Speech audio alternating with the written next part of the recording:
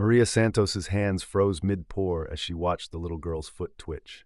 Not a tremor, not a spasm, a deliberate movement, toes curling, ankle flexing, heel lifting slightly off the wheelchair footrest. The girl Hannah Beaumont, age 8, regular customer, supposedly paralyzed from the waist down, didn't seem to notice. She was focused on her coloring book, her father Thomas absorbed in his phone across the table. But Maria had been a waitress for 22 years. She noticed everything, and what she just saw was impossible. "More water, Mr. Beaumont?" Maria asked, her voice steady despite her racing heart. "Please," Thomas said absently, barely looking up. Maria refilled his glass, her eyes never leaving Hannah. The girl's legs were completely still now, limp, lifeless, exactly as they'd been every Tuesday and Thursday for the past 6 months when Thomas brought his daughter to Marcello's after her physical therapy appointments. Had Maria imagined it? Then Hannah looked up and met Maria's eyes. For just a fraction of a second, something flickered across the child's face, and Maria knew with absolute certainty this little girl could move her legs. She just didn't want anyone to know. Hey there, beautiful souls. Welcome back to Unbroken Truths, and oh my goodness, I have a story for you today that's going to make you question everything you think you know about trust, medicine, and the power of one person paying attention. Drop a comment right now and tell me where you're watching from.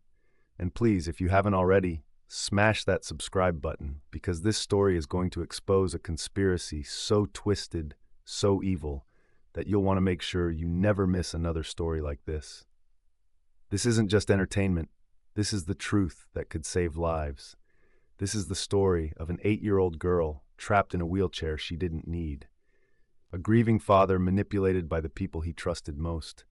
A medical conspiracy worth millions of dollars. And a waitress who saw what everyone else missed. Let me tell you about Maria Santos, a woman who thought her job was serving food, but who ended up serving justice. Maria had worked at Marcello's Fine Dining for 12 years.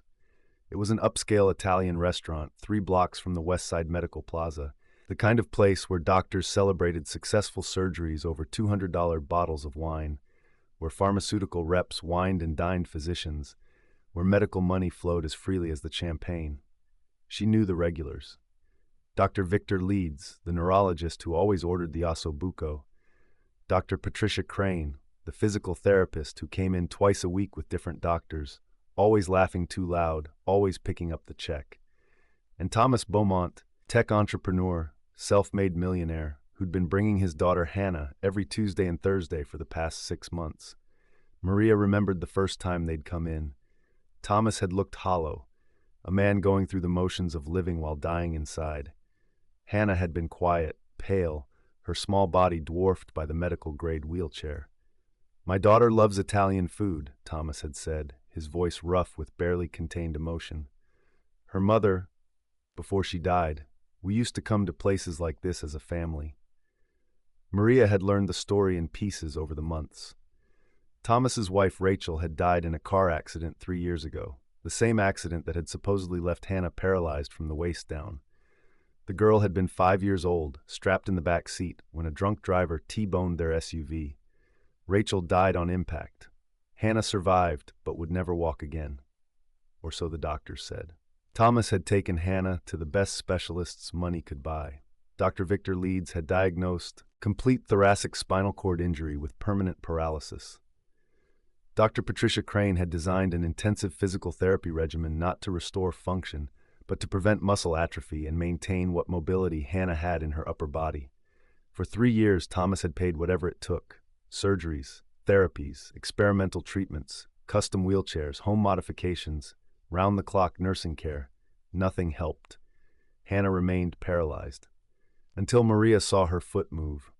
That night, Maria couldn't sleep. She kept seeing that deliberate toe curl, that flash of fear in Hannah's eyes.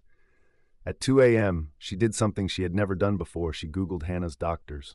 Dr. Victor Leeds, renowned neurologist, specialist in spinal cord injuries, author of multiple papers on paralysis treatment, impeccable credentials.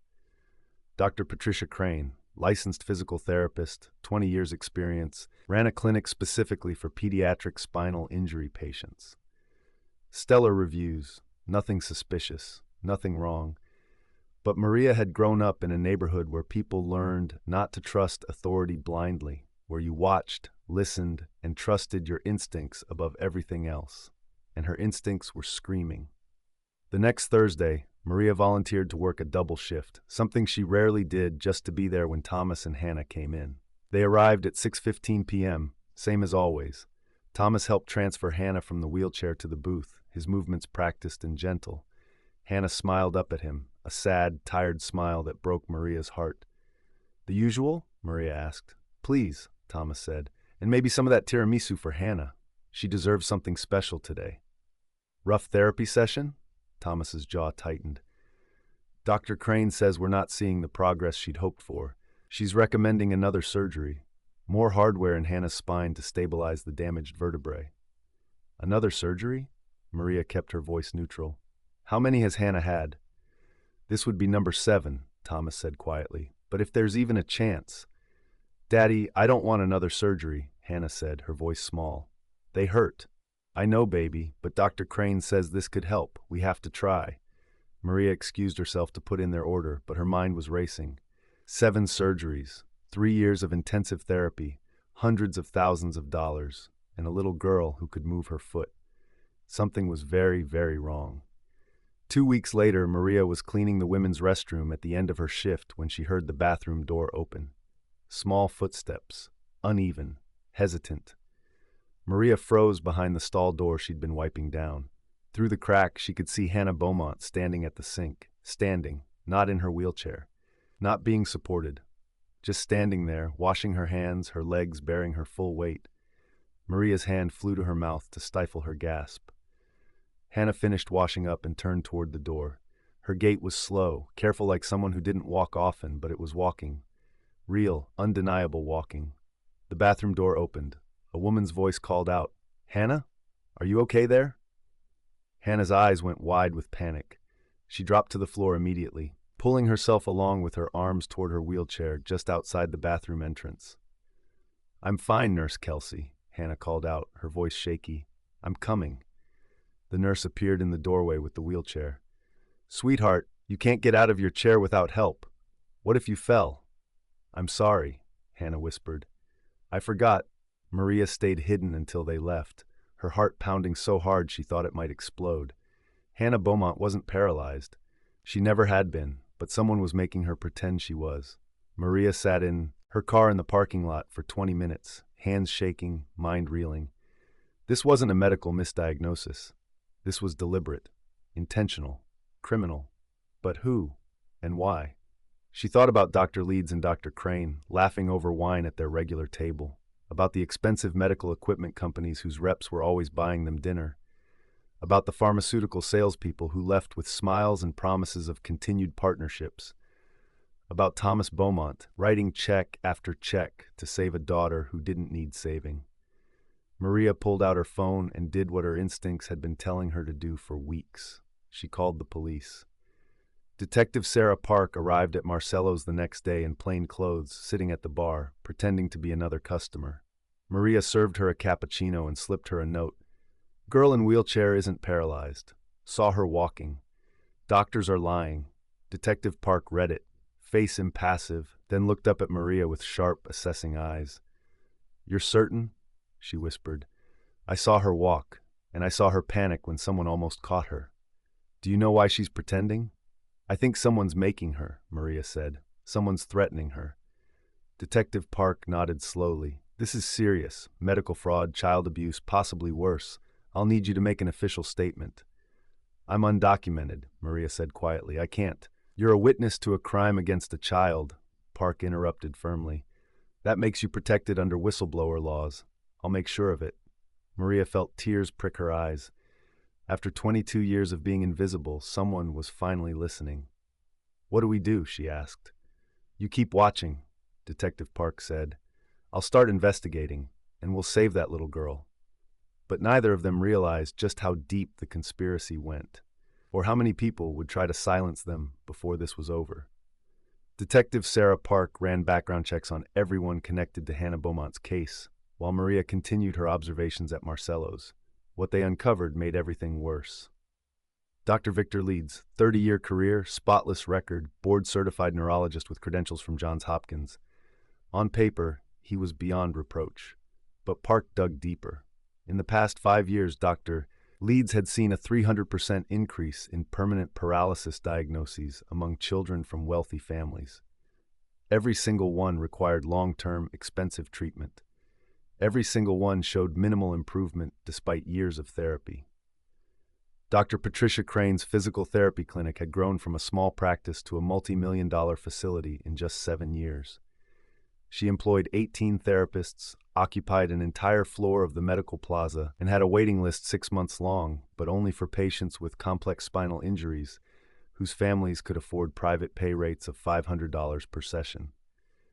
"They're running a disability farm," Park told Maria during a secret meeting in Maria's apartment, "creating permanent patients out of children who could walk, billing hundreds of thousands per child. But I can't prove it without evidence." "What about what I saw?" Maria asked. "Your testimony helps, but defense lawyers will tear it apart. We need hard evidence, medical records, financial documents, recordings of the doctors admitting fraud." Park paused. "Or we need Hannah to tell us the truth." "She's 8 years old and terrified," Maria said. "How do we get her to talk?" "We make her feel safe," Park said, "and we figure out who's threatening her." The next Thursday, Maria was ready. She'd volunteered for the evening shift again, positioned herself to serve Thomas and Hannah, and wore a small recording device Park had given her. Thomas looked worse than usual, exhausted, aged beyond his 42 years. Hannah was quieter, more withdrawn, her small hands gripping her wheelchair armrests like they were the only solid things in her world. "How's she doing?" Maria asked gently as she poured water. "Not great," Thomas admitted. "The doctors want to do the surgery next month. They say her condition is deteriorating. If we don't act now, she might lose function in her arms too." Maria's blood went cold. They were escalating, creating new fake symptoms to justify more procedures. "That must be scary," Maria said, looking at Hannah. The little girl nodded, tears glistening in her eyes. "I don't want more surgeries, Daddy. Please." "Baby, I know, but we have to trust Dr. Leeds. He's kept you alive this long." "What if there was another option?" Maria interrupted, surprising herself. "A second opinion from a different hospital?" Thomas's expression shuddered. "We've seen dozens of specialists. They all say the same thing. Hannah's injury is permanent. Dr. Leeds is our best hope." "But what if?" "Maria, I appreciate your concern, but you're a waitress, not a doctor." Thomas's voice wasn't unkind, just tired. "Dr. Leeds has been with us since the beginning. He was there the night of the accident. He saved Hannah's life in the ER. We trust him completely." "He was there the night of the accident." Maria felt something click into place. "Dr. Leeds was the ER doctor who treated Hannah?" "He happened to be consulting that night. Pure luck. He stabilized her spine, probably saved her from complete quadriplegia." Thomas's voice cracked. "We owe him everything."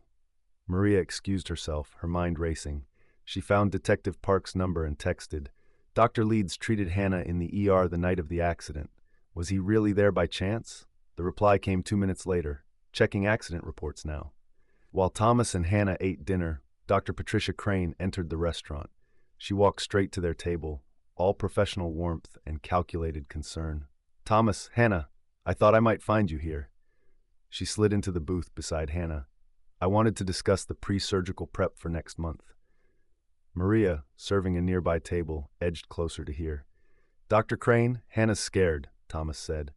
"Is there any chance this surgery isn't necessary? Any chance her condition might improve without it?" Dr. Crane's smile never wavered, but Maria saw something flicker in her eyes. "Thomas, I understand your fear, but Hannah's X-rays show progressive instability. Without intervention, she could suffer a catastrophic spinal event. We're talking about paralysis spreading to her diaphragm, inability to breathe on her own." "That's not true," Hannah whispered. Everyone froze. "What, sweetheart?" Thomas asked. "The X-rays," Hannah said, her voice trembling. "They're not true. Nothing hurts there. I can feel lave." She stopped abruptly, her eyes going to Dr. Crane. Dr. Crane's hand was on Hannah's shoulder, squeezing, hard. "Hannah's pain medication sometimes makes her confused," Dr. Crane said smoothly. "Isn't that right, Hannah?" The little girl's face went pale. She nodded. "See? Nothing to worry about." Dr. Crane's smile was pure poison. I'll see you both at the clinic tomorrow for pre-op testing. She stood, nodded to Thomas, and walked toward the exit. But as she passed Maria, she stopped, leaned in close. I know what you're doing, Doctor whispered, her voice so low only Maria could hear. And if you don't stop, that little girl will pay for your curiosity. Accidents happen especially to children in wheelchairs. Then she was gone, leaving Maria's blood ice cold. That night, Detective Park came to Maria's apartment with a file folder. I found the accident report from 3 years ago, Park said, spreading photos across Maria's kitchen table. Rachel Beaumont was driving. A drunk driver ran a red light, T-boned the passenger side where Rachel was sitting. She died instantly. Hannah was in the back seat, driver's side furthest from the impact point. So her injuries would have been minimal, Maria said. Exactly. EMTs on scene reported Hannah was conscious, crying, able to move all extremities. Minor cuts and bruises. She walked to the ambulance. Park tapped a photo. Then Dr. Victor Leeds arrived. He wasn't on duty? No. He showed up 20 minutes after the accident, claimed he'd been nearby and heard the call on his scanner. Took over Hannah's care personally, insisted she be transported to his hospital instead of the closer trauma center, said he suspected spinal injury despite the EMTs finding none. He wanted her at his hospital, Maria breathed, where he could control the diagnosis. And here's where it gets really dark. Park pulled out another document. Rachel Beaumont had a life insurance policy, $5 million. The beneficiary was Thomas, with a special provision. If Hannah was permanently disabled and required lifetime care, an additional $3 million would be paid out to a medical trust for her treatment. 8 million reasons to keep Hannah in a wheelchair, Maria whispered. But Thomas doesn't get the money directly. It goes to the medical trust managed by trustees who approve medical expenses. Park's finger traced down the document. The trustees are Dr. Victor Leeds and Dr. Patricia Crane. The room spun. They control an $8 million fund for Hannah's care. They approve their own bills. They pay for themselves. For a child who isn't actually disabled, Park finished. They've billed the trust over $2 million in 3 years, and if this surgery happens, they'll bill another $500,000. They'll bleed that trust dry, and then probably discover that Hannah needs even more treatment. And if anyone finds out the truth, Maria said slowly, they lose everything. The money, their licenses, they go to prison. Which is why they threatened you, Park said. And why are they terrifying Hannah into compliance? Maria looked at the photos of the accident scene, at young Hannah walking to the ambulance with tears on her face. What do we do? She asked. We get Hannah to tell us what they told her, what threats they used, but we need to do it safely without tipping them off. Park paused. Can you get Hannah alone, without Thomas or the doctors? I don't know, Maria said. Thomas never leaves her side when they're here. Then we make an opportunity, Park said, because if that surgery happens, they might actually damage her spine to cover their tracks.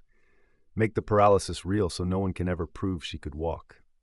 Maria felt sick. They'd cripple a child to hide their fraud? They've already stolen 3 years of her life and $2 million, Park said. What's one more crime? The opportunity came 3 days later, completely by accident. Thomas and Hannah arrived for their usual Thursday dinner, but 10 minutes in, Thomas's phone rang. His face went pale as he listened. I'm so sorry, baby, he said to Hannah, standing quickly. Emergency at the office. Server crash. I have to go handle it. He looked around desperately. Maria, could you possibly watch Hannah for an hour? I'll pay you. Of course, Maria said. She'll be safe with me. Thomas kissed Hannah's forehead, promised to be back soon, and rushed out. Maria waited until he was gone. Then she pulled up a chair across from Hannah. We need to talk, Maria said gently, and I need you to be very brave. Hannah's eyes filled with tears. You saw me, didn't you? In the bathroom. Yes. Are you going to tell Dr. Crane? Sweetheart, why would I tell Dr. Crane? I'm not working for her. Maria leaned forward. Hannah, I know you can walk, and I know someone's making you pretend you can't. I want to help you, but I need you to tell me the truth. Hannah's small body shook with silent sobs. I can't say if I tell anyone, Daddy will die, like Mommy died. Maria's heart shattered. Who said that? Dr. Leeds, the night Mommy died. Hannah's voice was barely a whisper.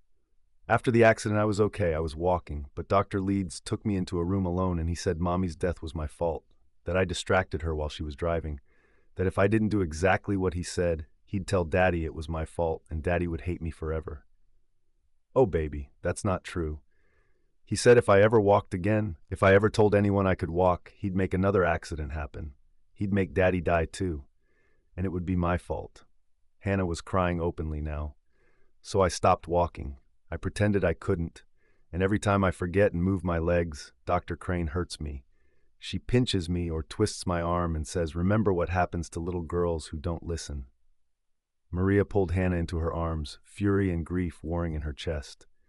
"Listen to me. None of this is your fault. Not an accident. Not your mother's death. Nothing. These doctors are bad people who are lying to you and your father. But what if they hurt Daddy? They won't, because we're going to stop them." Maria pulled back, looking Hannah in the eyes. "But I need you to be brave. Can you do that?" Hannah nodded, tears still streaming. "Good girl." Maria pulled out her phone.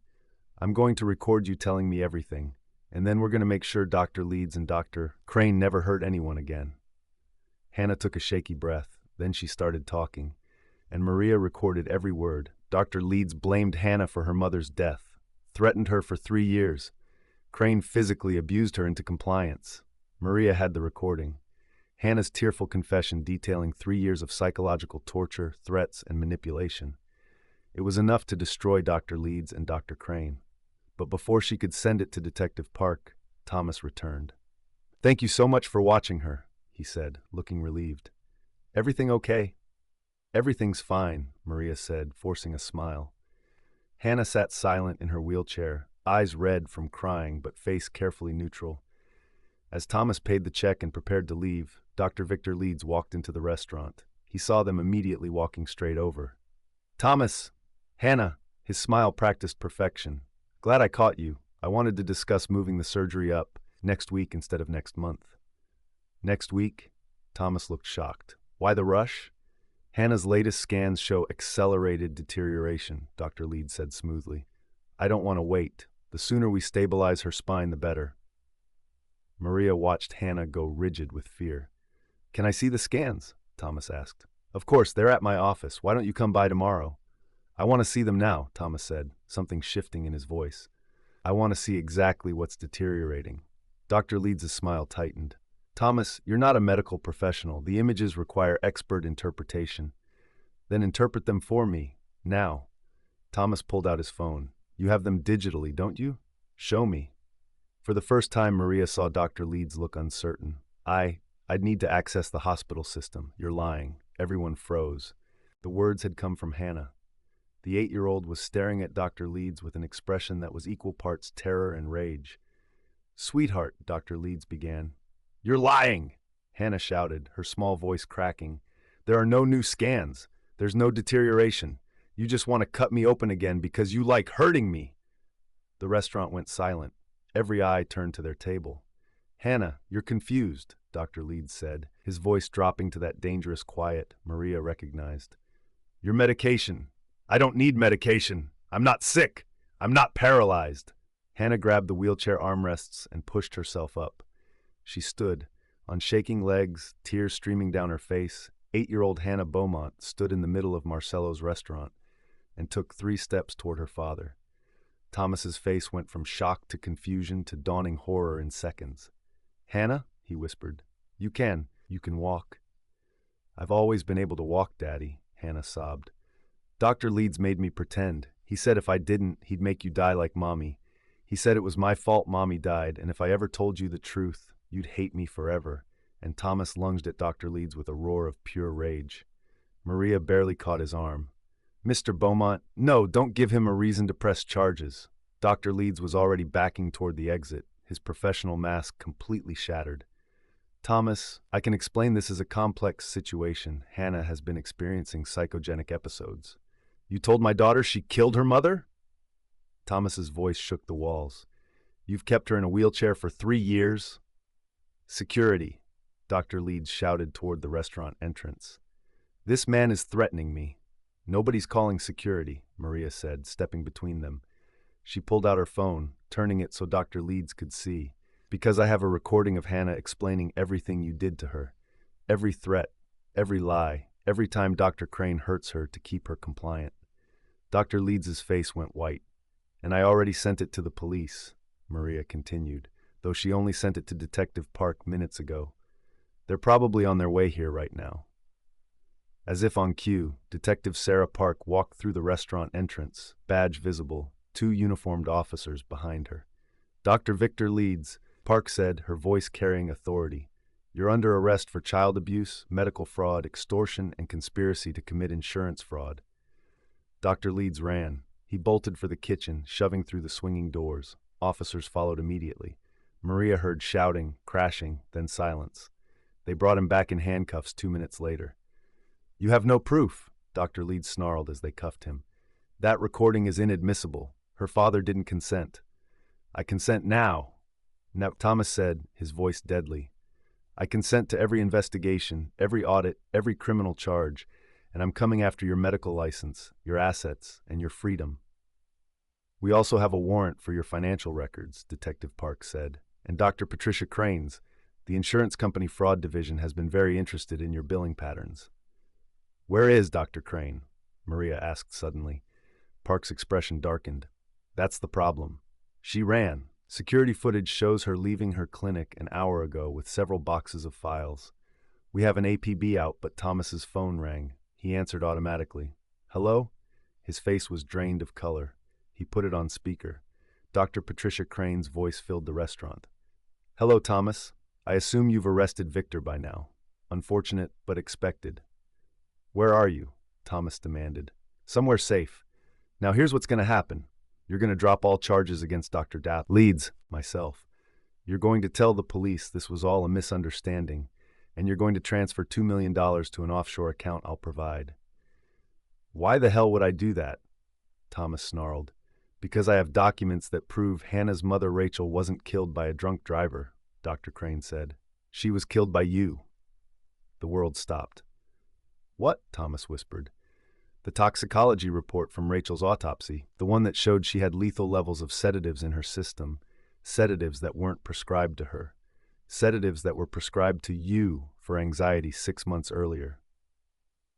Dr. Crane's voice was poisonous honey. The police never connected it because Dr. Leeds made sure those particular results never made it into the official file. But I have copies, and if you don't pay me, I'll make sure the DA sees them. You'll go to prison for murdering your wife. Hannah gasped. Thomas swayed like he was shot. That's not true, Thomas said, but his voice shook. I would never. Daddy? Hannah's voice was so small. You didn't hurt Mommy, did you? No, baby, I swear. Thomas looked at Detective Park desperately. I didn't kill my wife. I gave her something to help her sleep. She'd been having insomnia, but not lethal levels, just 2 pills. I didn't know. You drugged your wife before she got behind the wheel of a car, Dr. Crane interrupted. That's vehicular manslaughter at minimum. Murder if the DA's feeling ambitious. So here's the deal. Pay me or I destroy what's left of your family. Maria watched Thomas crumble, 3 years of grief and guilt and fear finally breaking him. Don't do it, Maria said suddenly. Don't pay her. Everyone looked at her.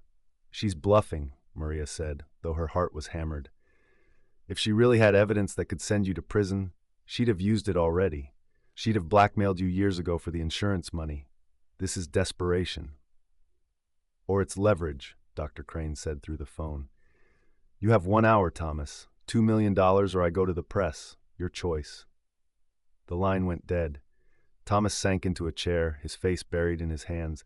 Hannah climbed onto his lap, actually climbed, using her legs and wrapped her arms around him. I don't care what you did, Daddy, she whispered. I know you loved Mommy. I know you'd never hurt her on purpose. Detective Park was already on her radio. Get me to the ME's office. I need the full autopsy report for Rachel Beaumont 3 years ago. Everything. And I need forensic accounting on all medical trust transactions for the past 3 years. She looked at Thomas. Did you give your wife sedatives the night of the accident? Thomas nodded miserably. 2 Ambien. She has been having nightmares since her father died. She couldn't sleep. I thought I just wanted her to rest. I didn't know she'd drive. She said she was going to bed. When I woke up and she was gone, the car was gone. His voice broke. It's my fault. She was drowsy. She should never have been driving. I killed her. You made a mistake, Park said. But Dr. Leeds and Dr. Crane turned your grief and guilt into a weapon. They've been blackmailing you without you even knowing it, keeping Hannah disabled so you'd keep paying, keep feeling like you owed them for saving your daughter. But if Dr. Crane has proof, then we arrest her for blackmail, evidence tampering, and obstruction of justice, Park said. But first we need to find her. Maria's phone buzzed.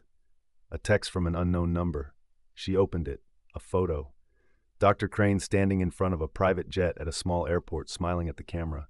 The text read, "Tick-tock, waitress, your move." Maria showed it to Detective Park, who swore and they started making calls. But Maria was staring at the photo, at something in the background. "I know where she is," Maria said suddenly. "That hangar, that logo on the building. It's Westchester County Airport, private terminal. I used to date a guy who worked there." Park was already moving. "How long ago was this photo taken?" 10 minutes, Maria said, checking the metadata. "She's still there. Then we have a chance." Park looked at Thomas. "Stay here with your daughter. We'll handle this." "No," Thomas said, standing. "I'm coming. She's done enough damage to my family." "Mr. Beaumont." "I'm coming," Thomas said with finality. He looked at Maria. "Will you stay with Hannah?" "Of course," Maria said. Thomas kissed his daughter's forehead. "I love you, baby. I'm so sorry for everything." "I love you too, Daddy," Hannah said. "Go get the bad lady." As Thomas and Detective Park rushed out with the officers, Maria sat with Hannah in the now quiet restaurant. "Miss Maria?" Hannah asked. "Is my daddy going to jail?" "No, sweetheart," Maria said, praying she was right. "Your daddy made a mistake, but he didn't commit a crime. Dr. Crane is just trying to scare everyone." "Will she get away?" Maria looked at the scared, brave little girl who spent 3 years in a wheelchair to protect her father.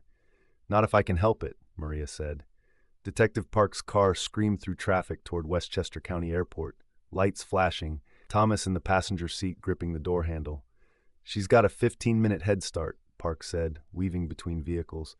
"Private jets can take off fast if she's already airborne." "She won't be," Thomas said, his voice tight. "Dr. Crane is meticulous. She'll have pre-flight checks, customs paperwork, everything by the book. She thinks she's untouchable." Park's phone rang through the car speakers. "Park." "Detective, this is Agent Morrison, FBI. We got your alert about Patricia Crane. I need you to stand down and let federal agents handle the apprehension." "With respect, Agent, we're 3 minutes from the airport and you're 40 minutes out," Morrison interrupted. "Which is why I need you to maintain visual contact, but do not approach. Dr. Crane is connected to a multi-state medical fraud ring we've been investigating for 2 years. If she rabbits before we can coordinate with international authorities, we lose dozens of other suspects." Park swore under her breath. "So we just watch her fly away?" "You delay her. Find a reason to ground that plane. FAA inspection, passenger manifest irregularities, anything. But do not arrest her until our team arrives with proper jurisdiction." The line went dead. 40 minutes, Thomas said hollowly. "She'll be gone in 10. Park's jaw set. "Then we get creative." They pulled into the private terminal with sirens wailing. Through the window, they could see a sleek Gulfstream jet on the tarmac, stairs extended, engines warming up, and Dr. Patricia Crane walking across the tarmac with 2 large rolling suitcases. "Stop!" Park shouted, badge out, running toward the jet. Dr. Crane turned, saw them, and smiled. Then she ran faster than a woman in heels should be able to move up the stairs into the plane. Park reached the stairs just as the door started to close. "Dr. Crane, you're under arrest. Step off the aircraft." Through the closing door, Dr. Crane's voice, "I'm in international airspace once this door closes, Detective. You have no jurisdiction. Goodbye." The door sealed shut. Park grabbed the radio from her belt. "Tower, this is Detective Park, badge number 4729. I need that Gulfstream grounded immediately. Fugitive on board." "Detective Park, this is Tower.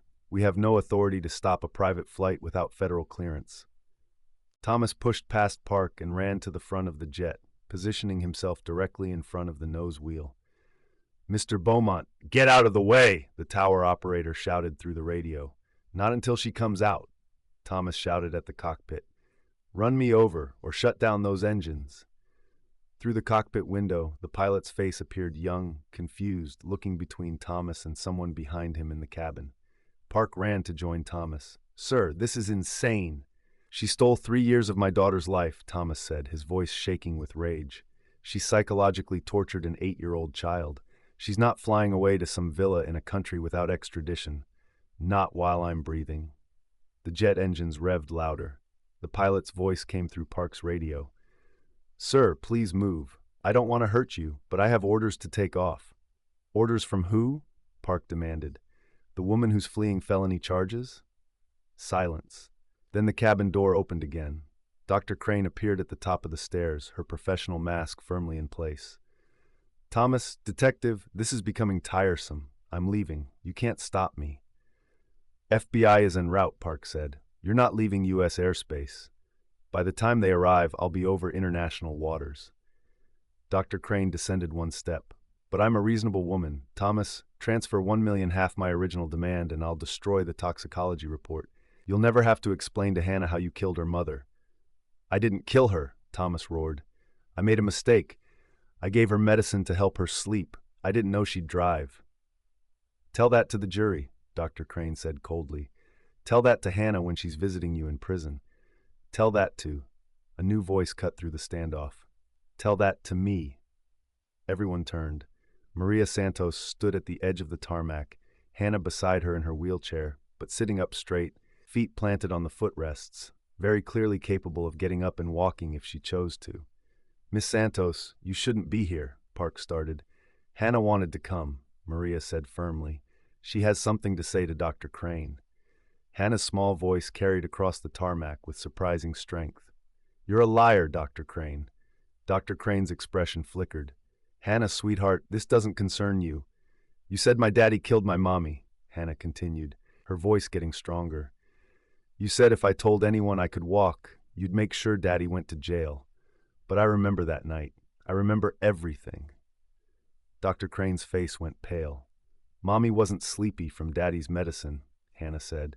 "She was upset. She was crying. She told me she had to go get something important, something about medical records and telling the truth. She said she'd be back in 20 minutes. Thomas's eyes widened. "What?"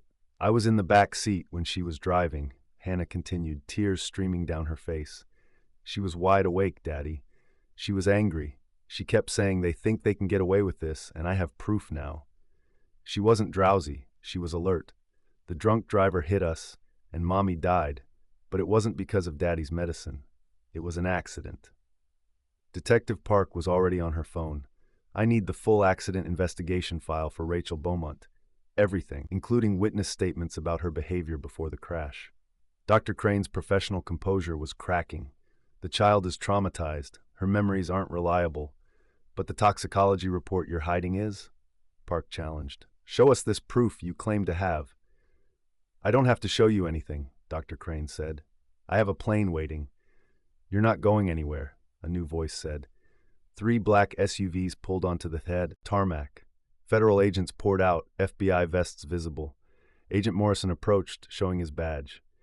"Dr. Patricia Crane, I'm Agent Morrison, FBI. We have a federal warrant for your arrest on charges of wire fraud, medical fraud, racketeering, and conspiracy."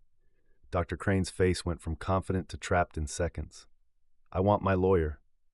"You'll get one, after we search those suitcases you're carrying." Morrison nodded to his team. They opened the suitcases right there on the tarmac. Medical files, thousands of them. Financial records, hard drives, USB drives, and a manila envelope marked R. Beaumont Insurance Leverage. Agent Morrison opened it, pulled out documents, read them. His expression darkened.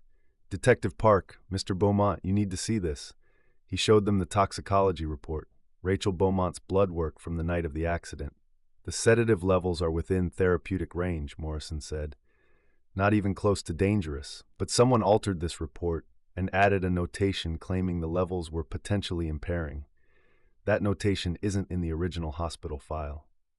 "Dr. Leeds," Thomas breathed. He added the note to create leverage. "Exactly," Morrison said.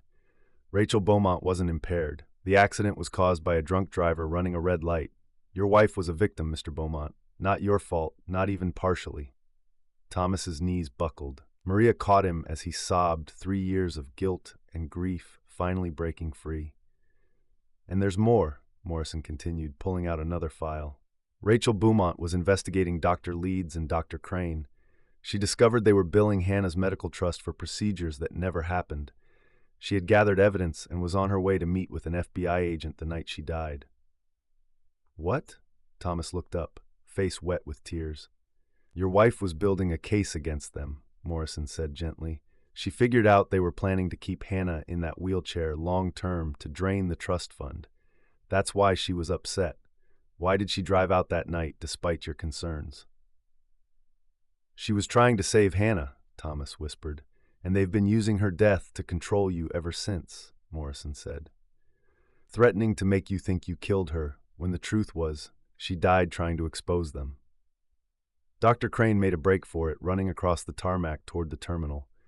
She made it 10 feet before Hannah Beaumont stood up from her wheelchair and stuck out her foot. Dr. Crane tripped, sprawling face first onto the asphalt. FBI agents were on her in seconds, cuffing her as she screamed about lawsuits and illegal arrests and evidence tampering. Hannah looked down at her, standing tall on legs that hadn't failed her for even 1 second of her life. That's for hurting me, Hannah said quietly, and for lying about my mommy. As they hauled Dr. Crane away, Agent Morrison approached Hannah and knelt down. That was brave, young lady, and very helpful. We're going to need you to testify about what Dr. Leeds and Dr. Crane did to you. Will I have to see them again? Hannah asked, her voice small. Not until the trial, and your dad will be with you the whole time. We'll make sure you're safe. Hannah nodded, then she looked at Maria. Miss Maria, will you be there too? Every single day if you want me, Maria promised. Thomas pulled both of them into a hug, his daughter finally free, and the waitress who saved her. How can I ever thank you? Thomas asked Maria, his voice breaking. You just did, Maria said, by believing Hannah, by fighting for her. That's all any child needs. Detective Park approached, her phone in hand. Mr. Beaumont, I just got confirmation. Dr. Leeds is in custody. He's already trying to make a deal, offering testimony against Dr. Crane and the entire medical fraud network in exchange for reduced charges. How many others? Thomas asked. How many other families did they do this to? We're still counting, Park said grimly, but based on the files in Dr. Crane's luggage, at least 47 children across 8 states, all from wealthy families, all kept in wheelchairs or on unnecessary medications, all billing insurance and medical trusts for millions in fake treatments. 47, Thomas breathed. 47 families destroyed. But you stopped them, Park said, you and Maria and Hannah, because you refused to accept what the experts told you was true. As federal agents processed the scene and towed the Gulfstream back to the hangar, Maria walked with Thomas and Hannah back to Park's car. Hannah was really walking, not hiding it, not pretending. Just an 8-year-old girl using her legs like she'd been meant to all along. Miss Maria? Hannah asked as they buckled in. What happens now? Maria looked at Thomas, who nodded permission. Now, Maria said, your daddy takes you home. You start school like a normal kid. You make friends. You run and play and do everything you've been missing, and you never ever let anyone make you feel small again. And what about you? Hannah asked. I go back to being a waitress, Maria said. No, Thomas interrupted.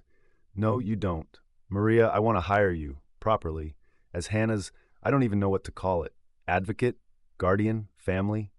Friend, Hannah said firmly. I want Miss Maria to be my friend. Maria felt tears prick her eyes. I'd be honored. As Detective Park drove them back to the city, Hannah chattering excitedly about all the things she wanted to do, now that she didn't have to pretend Maria looked out the window at the setting sun.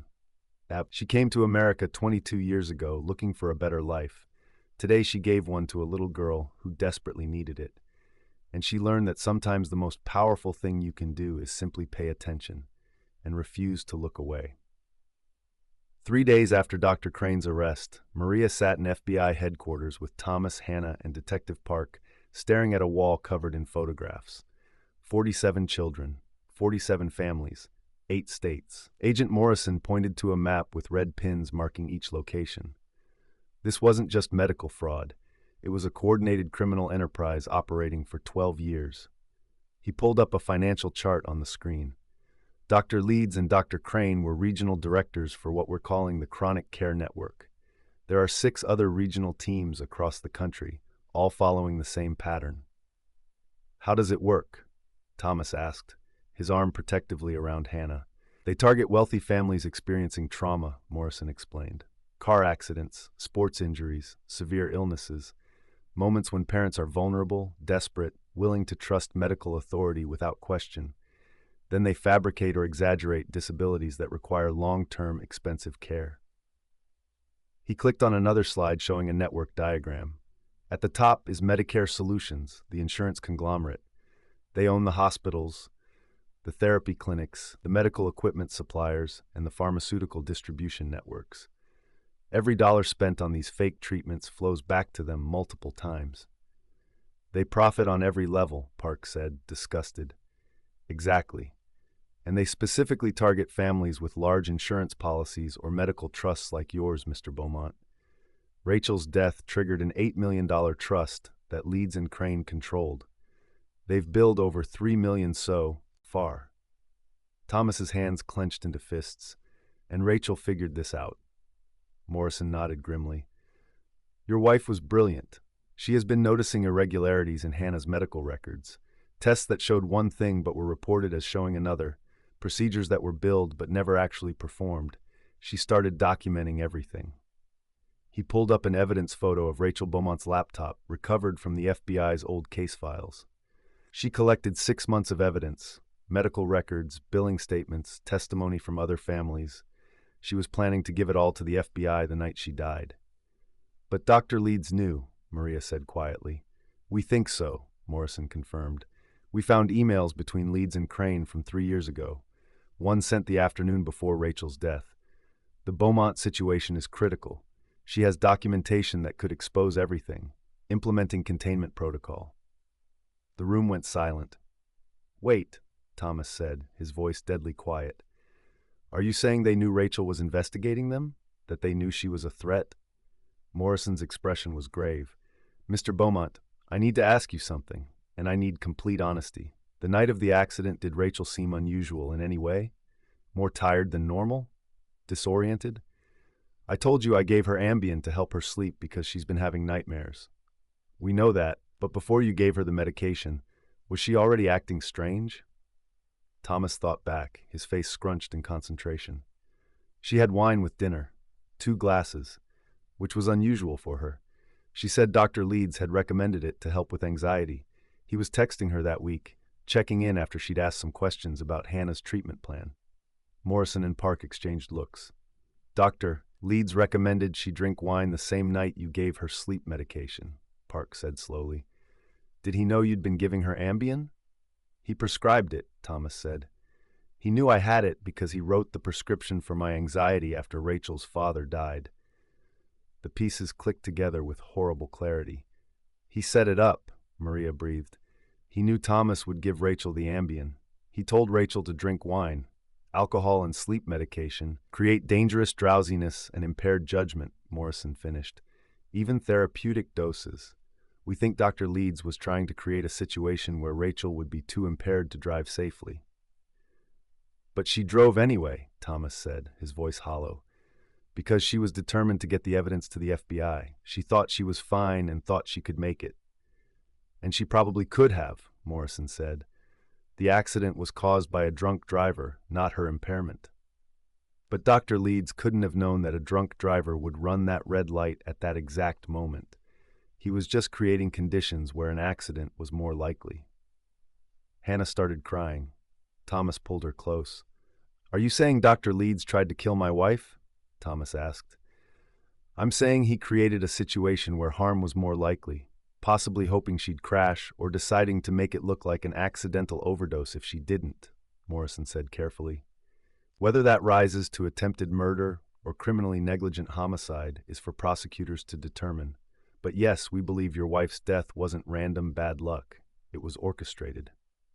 The room fell silent except for Hannah's quiet sobs. There's more, Morrison said, his voice gentler. We've identified the other 46 families in the network. We're contacting them now. But Mr. Beaumont, Hannah, you should know that you're not the only ones who were threatened into compliance. He pulled up photos of other children. 12 of these kids have been in wheelchairs or using medical devices they don't actually need. 8 were kept on unnecessary medications. 15 were given fake diagnoses of autism, cerebral palsy, or cognitive disabilities.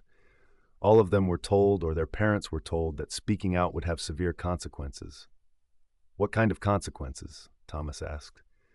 For the children, threats that their parents would die, would hate them, would send them away. For the parents, threats of CPS investigations, accusations of Munchausen by proxy, custody loss. Morrison's jaw tightened. They used every psychological tool available to keep families isolated, scared, and compliant. Maria thought of Hannah's terrified face when she'd confessed. 3 years of carrying that burden alone. How do we help them? Maria asked. That's actually why I asked you here, Morrison said. He looked at Thomas and Hannah. We need someone these families can trust, someone who's been through exactly what they're experiencing. Would you be willing to reach out, to tell your story, to help other children find the courage to speak up? Thomas looked at Hannah. Baby, it's your choice. This would mean people knowing what happened to you, reporters maybe, other families asking questions. It won't be easy. Hannah wiped her eyes. She looked at the wall of photographs of 46 other children trapped in the same nightmare she just escaped. I'll do it, she said quietly. They need to know they're not alone, that it's not their fault. And I'll help, Maria said. However, you need me. Morrison nodded, respect clear in his expression. Thank you, all of you, because there's one more thing. He pulled up a final document. Dr. Crane started talking. She's trying to reduce her sentence by providing information about the network's higher-ups. How high does this go? Park asked. All the way to the CEO of Medicare Solutions, Morrison said. His name is Richard King. He designed the entire system, created the protocols for identifying vulnerable families, fabricating diagnoses, and maintaining long-term patient compliance.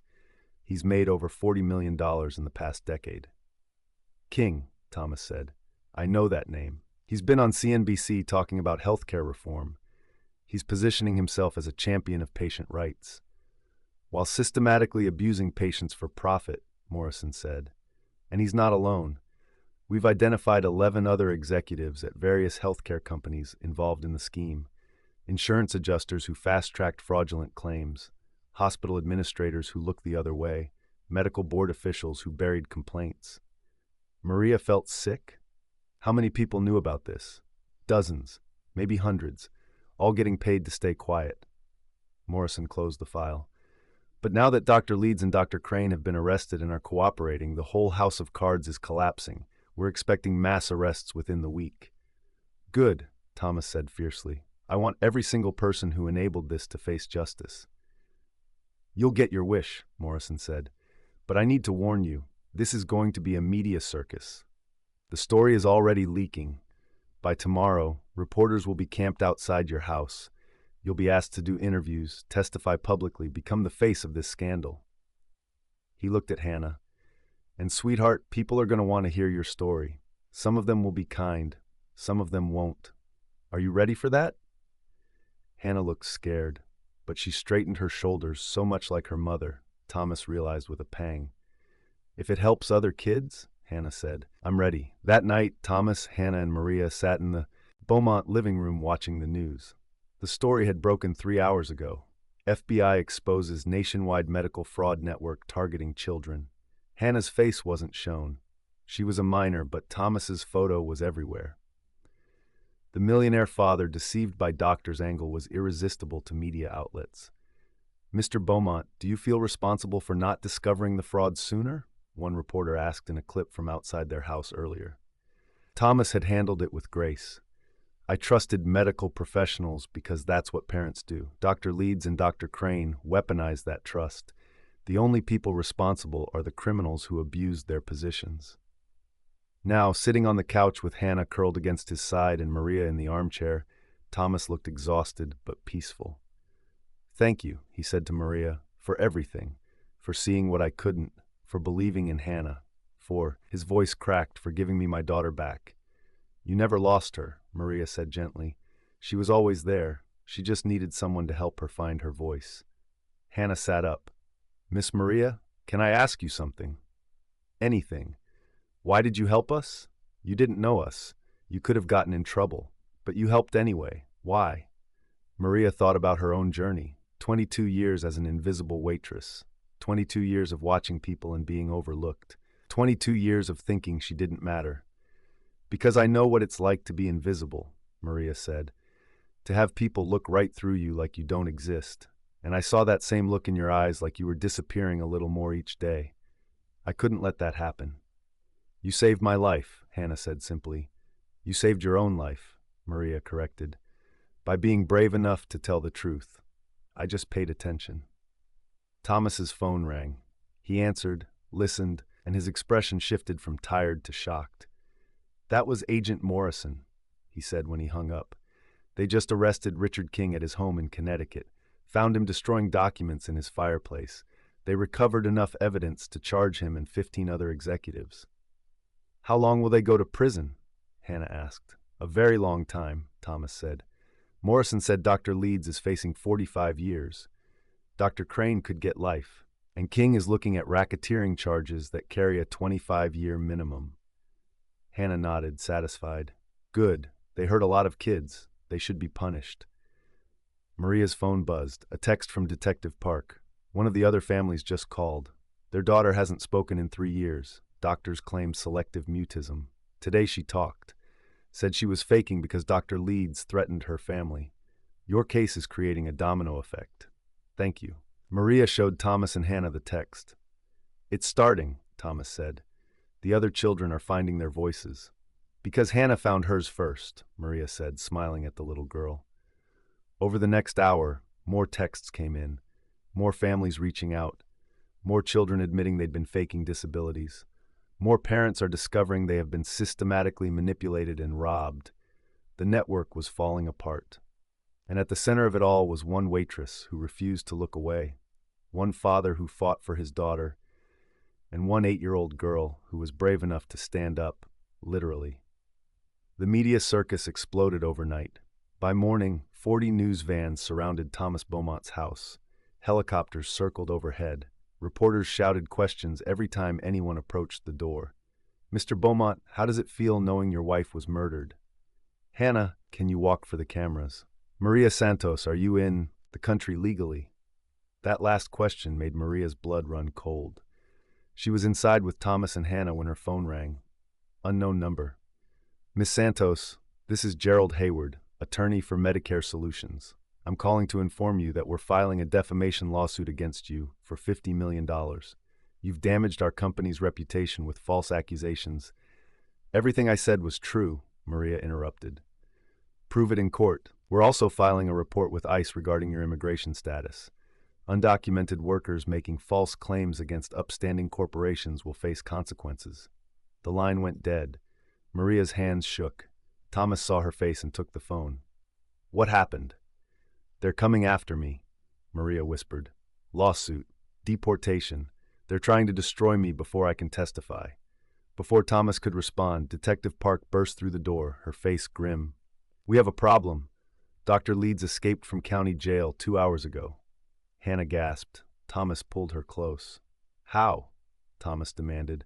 Someone on the inside guard found unconscious. Leeds' cell empty. We think the network paid someone to break him out before he could testify. Park's phone buzzed. She read the text and her face went white. He just posted bail for Dr. Crane, too. $50 million. Posted anonymously. They're both free? Maria breathed. Not for long. We have every law enforcement agency in the state looking for them.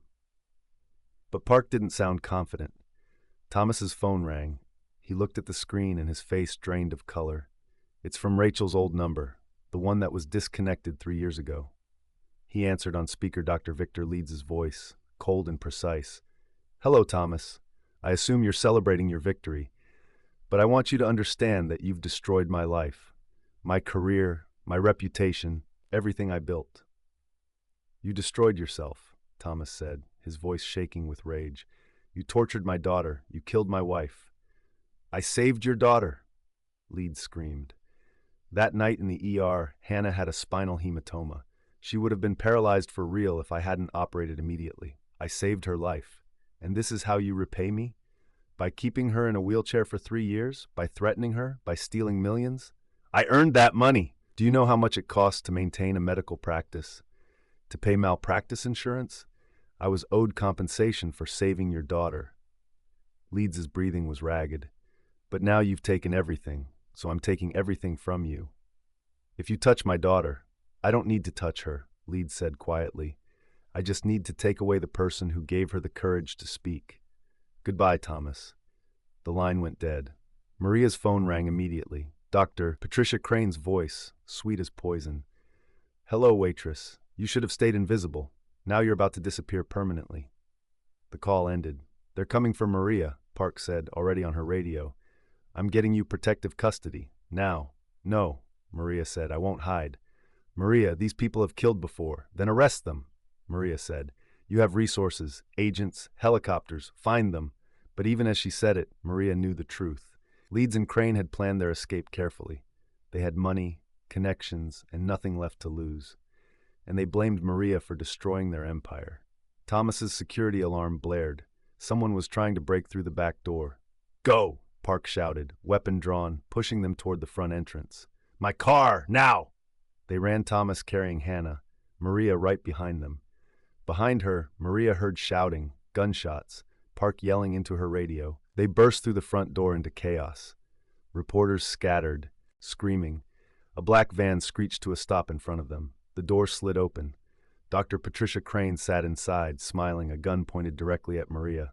Get in, she said, or I shoot the child. Thomas froze, Hannah crying in his arms. Maria looked at the little girl she fought so hard to save. At Thomas, who lost everything and was finally getting his life back, and she made her choice. Let them go, Maria said, stepping toward the van. I'm the one you want. Take me. Leave them alone. Maria, no, Thomas started. Take care of Hannah, Maria said, her voice steady despite her terror. Tell her I said to be brave, to keep walking, to never be invisible again. She climbed into the van. The door slammed shut. Dr. Leeds sat in the driver's seat, his eyes wild. You destroyed us, he said. Now we destroy you. The van sped away, leaving Thomas screaming Maria's name on the lawn, surrounded by cameras capturing every moment of his anguish. Hannah's cries echoed through the neighborhood. Miss Maria! Miss Maria! But Maria was gone. Maria kidnapped. Dr. Leeds and Crane escaped. They're going to kill her. Comment and subscribe because it is a desperate rescue. Maria sat in the back of the van, hands zip-tied, Dr. Crane's gun never wavering from her chest. Where are you taking me? Maria asked, forcing her voice to stay calm. Somewhere quiet, Dr. Crane said. Somewhere no one will find you until we're long gone. The FBI is tracking you right now, every second you waste. They're tracking the van's GPS, Dr. Leeds said from the driver's seat, which is why we're switching vehicles in 2 minutes. They pulled into an abandoned warehouse parking lot. A second van waited, engine running. Dr. Leeds dragged Maria out roughly.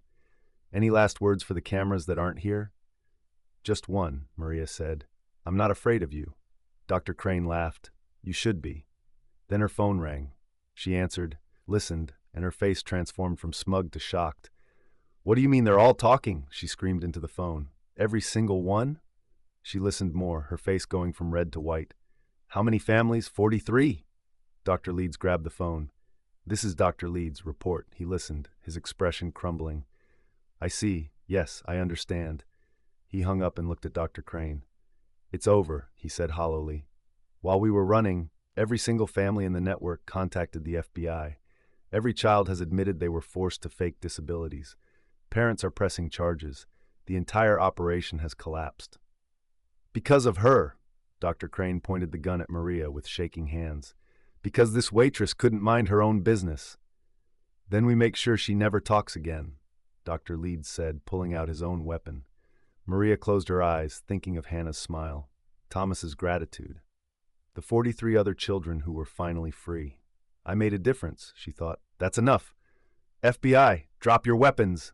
Maria's eyes snapped open. FBI agents poured from every direction, from behind vehicles, from the warehouse, from a helicopter that materialized overhead. Agent Morrison stood at the front, weapon trained on Leeds. It's over, doctors. You're surrounded. How did you find us? Dr. Crane demanded.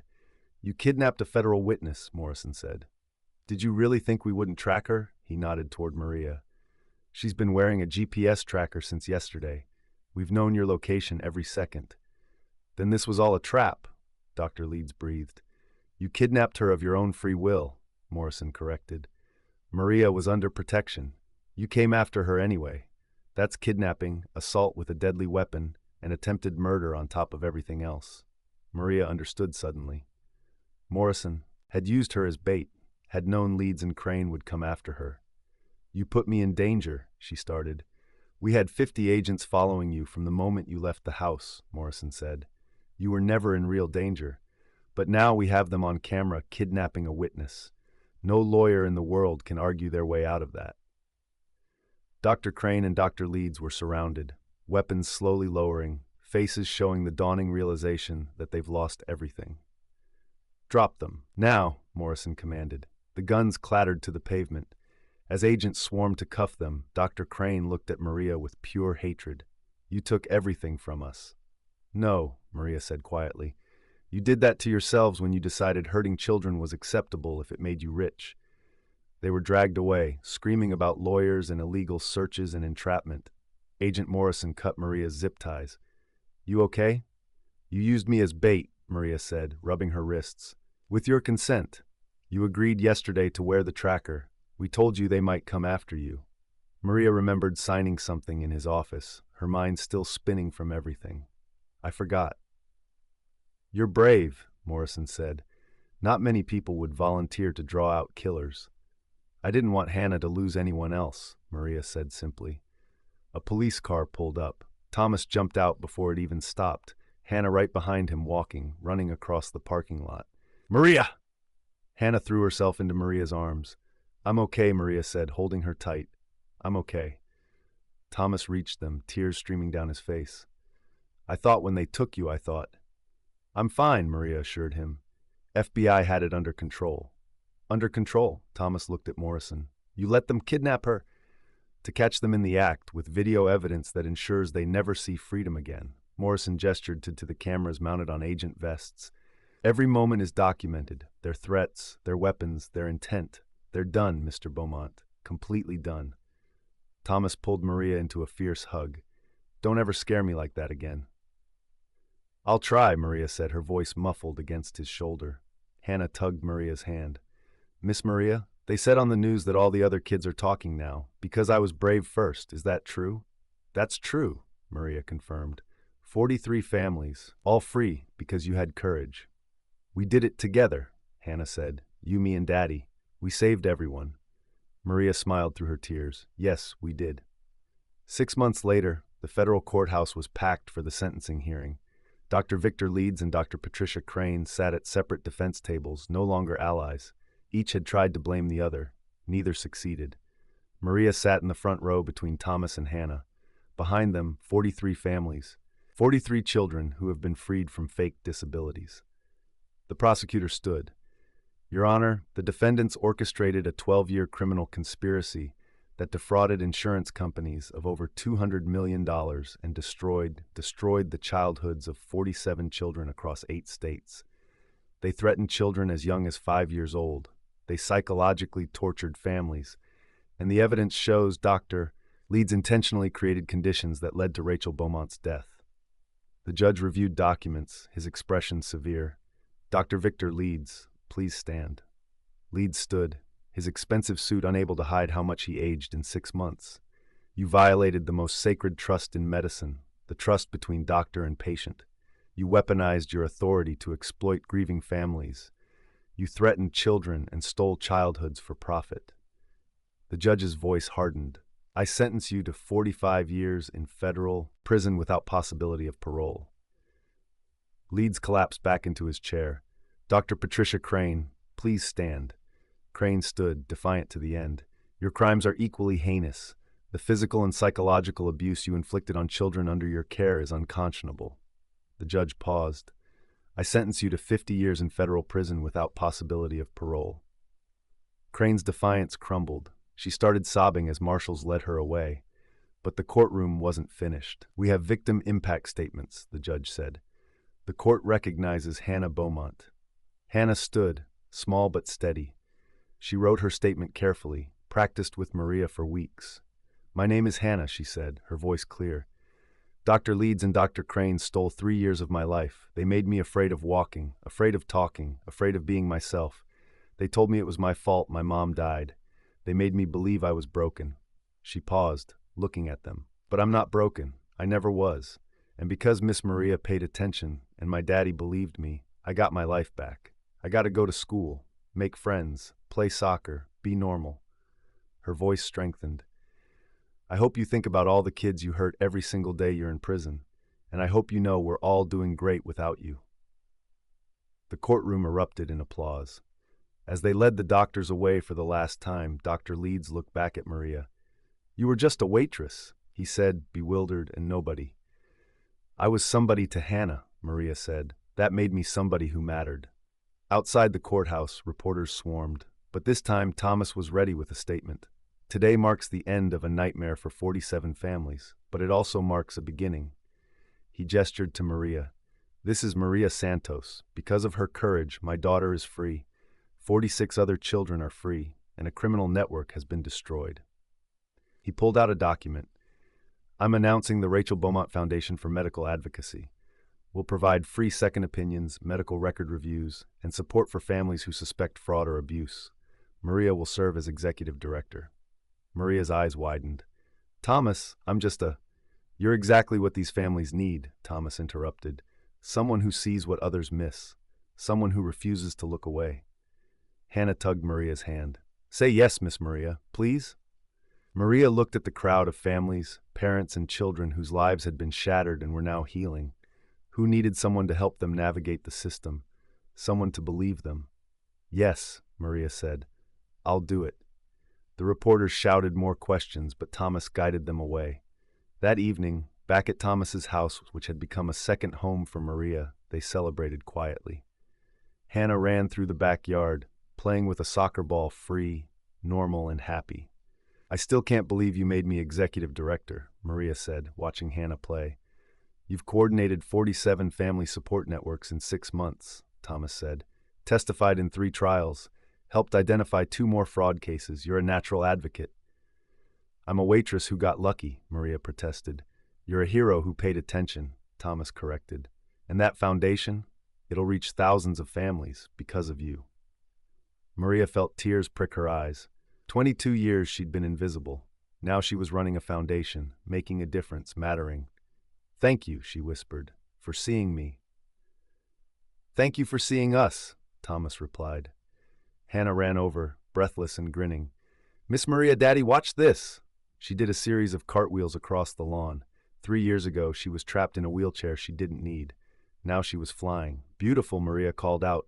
As the sun set over the backyard, Maria thought about how Hannah's leg moved 6 months ago. The small piece of evidence that had changed everything. Sometimes the smallest observations lead to the biggest revelations. Sometimes paying attention is the most powerful thing you can do. And sometimes being invisible your whole life means you finally see what everyone else misses. Maria Santos had come to America dreaming of a better life. She found something better than that. She found purpose, and 47 children had found freedom. 1 year later, Maria stood at a podium in a community center ballroom, looking out at 200 faces. The annual Rachel Beaumont Foundation Gala had become a celebration of healing, justice, and new beginnings. Hannah, now 9, vibrant and thriving, stood beside her in a pretty dress, preparing to speak. Hi everyone, Hannah said into the microphone. A year ago I was trapped, not in a wheelchair, but in fear. Fear that if I told the truth, I'd lose everything. She looked at Maria. Then Miss Maria saw me and she helped me find my voice. The crowd applauded. Maria saw tears on many faces of parents who lived through similar nightmares, children who'd been similarly trapped. This year, the Rachel Beaumont Foundation helped 83 families, Hannah continued, reading from notes Maria had helped her prepare. We've exposed 4 more fraud operations. We've helped 29 kids get their lives back. She paused, her voice thick with emotion. And we've made sure my mom's name stands for truth and protection instead of tragedy. I think she'd be proud. Thomas, standing in the front row, wiped his eyes. Hannah stepped back, and Maria took the microphone. 3 years ago, Rachel Beaumont discovered a terrible truth, Maria said. She was killed before she could expose it, but her love for her daughter survived. And that love, combined with Hannah's courage and Thomas's determination, brought down an empire of evil. She gestured to the crowd. Every person in this room is part of that legacy. Every family we've helped, every child we've freed, every doctor we've held accountable. Rachel's truth lives on. After the speeches, families mingled. Children who were freed from fake disabilities played together, running, jumping, laughing. Parents shared stories and contact information, building support networks. Detective Sarah Park approached Maria with champagne. To the waitress who started a revolution. "I just saw her legs move," Maria protested. "You found evidence," Park corrected. "Then you had the courage to act on it. That's heroism." Agent Morrison joined them. "Update for you: Richard King appeal was denied. 25 years, no parole. And the other executives are dropping like dominoes. The whole corrupt system is being dismantled." "How many people total?" Maria asked. "Final count, 62 arrests. Doctors, executives, administrators, medical board officials. Over $300 million in fraudulent billing was exposed." Morrison smiled. "All because you noticed something small." Thomas appeared with Hannah. "Maria, there's someone who wants to meet you." A woman in her 40s approached, a teenage boy beside her. "Miss Santos, I'm Jennifer Reynolds. This is my son Marcus. He was one of Dr. Reich Leeds' patients in Oregon. We didn't know about the trial until we saw the news coverage last year." "Was Marcus," Maria began. "In a wheelchair for 7 years," Jennifer said, her voice breaking. "Diagnosed with spinal muscular atrophy at age 6. We spent our life savings on treatments, lost our house, nearly destroyed our marriage. But I never had it," Marcus said quietly. "Dr. Leeds falsified genetic tests, made my parents think I was dying. I was too young to understand, so I just believed him. When we saw Hannah's story, we demanded independent testing," Jennifer continued. "Marcus is completely healthy, always was. We've been free for 11 months now. And I'm playing basketball," Marcus added with a shy smile. "Made varsity this year." Maria hugged them both.